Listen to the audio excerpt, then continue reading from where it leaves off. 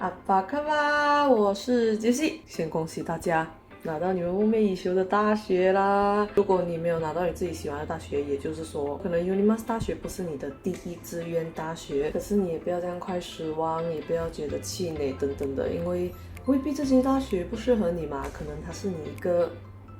缘分，就是会让你在那边遇到很多志同道合的朋友啊，亦师亦友的教授啊，甚至找到你的另一半。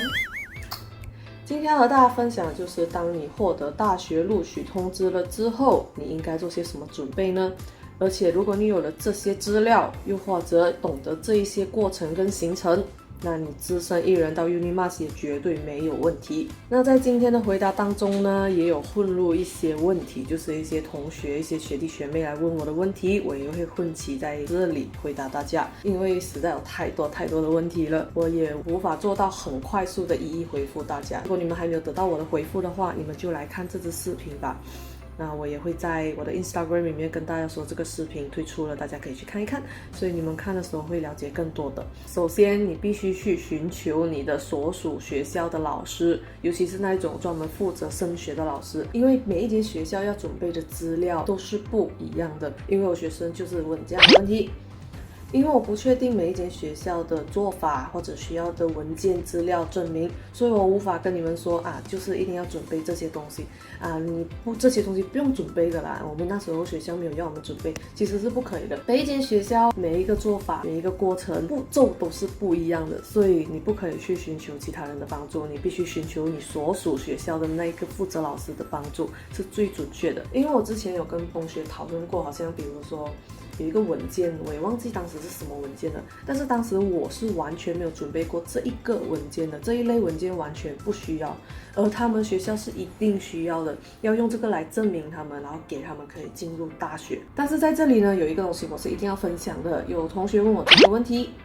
那我看到这个问题了之后呢，如果你问我的意见的话，我是建议一定要准备 Bank Islam， 因为我们有很多时候呢，政府会给我们学生一些学生津贴啊 book 的 allowance 等等这些东西，他们都会给我们，但是他要怎样知道你是一个大学生？你如何证明你是一个大学生？他把钱进在哪里呢？就是这个 Bank Islam， 我获得1次还是2次呢，都是进在 Bank Islam 的，所以你们千万不要随便的换那个 bank， 而且它是有一个规则的，如果你要借 PTPTN， 你就一定要开 Bank Islam， 这是它的规则。如果你不要开 Bank Islam， 可能你就会失去 PTPTN 的这个录取。所以千万不要挑战它，不要挑战规则。那接下来要跟大家分享的就是对了，就是当你获取了大学录取通知了之后，大学校方会给你们一份资料。那份资料呢，我是俗称它为文件跟清单，因为它里面会有一些课程的资料，然后告诉你所属的宿舍，然后你的课程的价钱、宿舍的价钱所有费用等等的，你可能需要准备一些什么东西这样子。可是它是很厚一本哦，所以我觉得它应该可以叫做新生指南。那它里面呢还会 list out 告诉你说你必须带什么文件，准备什么资料，然后到时候你要去登记课程跟你的宿舍。对了，说到这里顺便跟大家分享，到时候你去到大学的时候呢，第一件事就是会登记宿舍，所以你就会需要到这些资料。之后呢，他还会带你去到你的 faculty 去登记你的课程。所以在登记过程中，他需要准备的资料是蛮多的，而且还要你准备比较多的 copy， 因为怕你会不见然后或者比如3个登记处可能要交不一样的资料，又或者同一个资料3个登记处都需要，所以你们就一定要看好这个新生指南，千万不要漏掉任何一个资料，仔细一点比较好。那它里面还会跟大家分享你的服装的一些备注跟规则，比如你基本上课的时候可以穿什么衣，但是我跟你讲，里面呢你不要看太多，因为只有 presentation 的那一个资料，就是你 presentation 应该要穿什么的那个服装，你跟着就好了，那个是非常重要的。如果你在 presentation 的时候没有这样子穿，可能分数会低，因为服装也算分数的其中一项。至于他告诉你平常上课应该要穿什么呢，不需要太认真看的，因为它里面会告诉你必须要穿比较正式的服装去上课，又或者说你必须穿学校的一个我称它为运动衣啦，就是好像我们中学每个人都会有一件一样的运动服这样子，偶尔穿是 OK 啦，毕竟是大学生活嘛，大家都想要美美的，所以好像我现在穿的这一件其实是 OK 的，只要你是圆领的，尖领也行，但是你不要露胸这样子啊，就不要那么没礼貌，毕竟是上课嘛。就基本的这种 T 恤，然后配 jeans 的裤或者布的裤长裤就对了。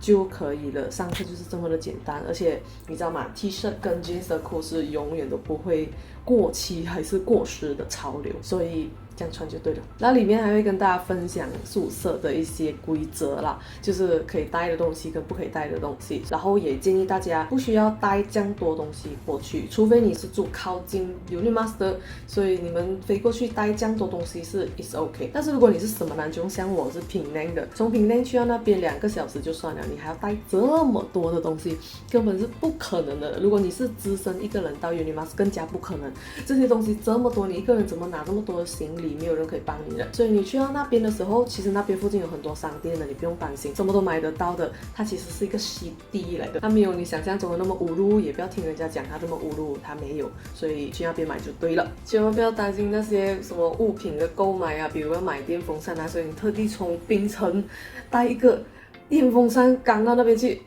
我觉得在飞机上可能给人家丢也丢坏了，对吧？然后如果没有丢坏这么幸运的话，到那边你要赶这么大的东西去那边，然后去那边买的价钱其实也差不多。而且现在 delivery 这么方便，你也可以订 delivery， 因为你去到那边还要打扫宿舍什么的，你没有精力去赶那样多东西，所以就是不用担心，那边什么都有的 OK， 然后再获得所有这些资料，尤其是拿到新生指南之后，你就必须去你的 Facebook， 因为你要去寻找你宿舍的网页。好像比如我拿到的是 College Alamanda， 所以我就必须去 Facebook 那边寻找这一个 College 主页。那你找到这个主页的时候呢，你可以联络那边的人，让他们把你加入一个 intake 的 group。OK， 讲到这个 intake 的 group， 它的安排其实是这样的。首先呢，我们学校会有一些俗称学生会，它不是一个学生会管整个 Unimas， 而这个学生会是每一个宿舍都有自己的学生会。然后我们宿舍还会有很多的活动，所以他们也是负责制作这个活动、安排这个活动、筹办这个活动的学生会。那各个宿舍都会有各个不一样的 WhatsApp intake group， 所以每一个新生你们都只可以加入属于你们宿舍的那个 WhatsApp intake group， 你们不要加入其他人的宿舍啊，因为是帮助不到你们的。里面有分很多宿舍区，那每一个宿舍呢，它的设计都不一样的。好像我的 College Alamanda 每一个房间都是2个人罢了，可是 College Cempaka 有3个人或者2个人的房间，你只有加入自己所属宿舍的那个 WhatsApp intake group， 才能真正帮助你解决所有宿舍的问题。那这一类的群组有很多好处，首先有什么疑惑你都可以问他们，而且如果你很幸运在这个群组里面遇到一些学长学姐跟你是同一个课程的，你还可以询问他们关于你课程的一些资料啊，该准备什么东西啊，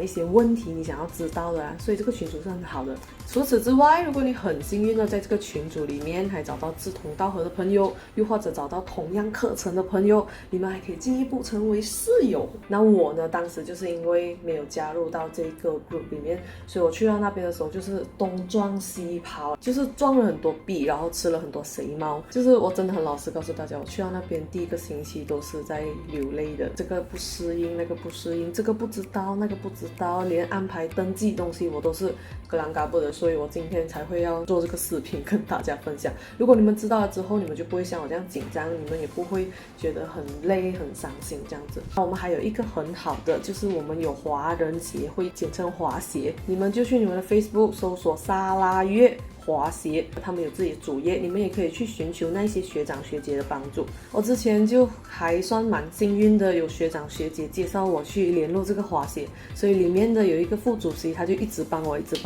然后给我知道宿舍长什么样啊，因为恰巧我跟他又获得同样的宿舍，我在里面呢有找到同学是跟我一样 course 的，就是当时我是跟他是想要找说一起成为室友的，因为有很多人会在那边写我是什么什么 college， 在寻找这室友有没有人要一起啊这样子的，然后我们还聊了很长时间，就要不要一起成为室友啊等等的，结果讲到最后才知道，原来我们都是属于不同宿舍的，所以我们是不能成为室友的。但是也很开心，在那边就遇到了这个朋友，当时我们还一起去上课，因为头1天嘛，你一个人你又担心，毕竟只身一人是很怕的嘛，有一个人陪着总是没有这样担心，所以是幸亏还有这一个华协的主页，可以让我们在那边留言找朋友。所以这些平台今天我分享的所有东西，你们一定要好好的运用起来，你们就比其他不知道的 Unimas 学生更加不用担心，去到那边也不用割狼嘎不。那下一集我会再继续跟大家分享关于登记日当天，还有你去到沙拉哇的一些他们给你们的安排，然后你们需要准备一些什么东西等等的，我们下期再继续讲，拜拜。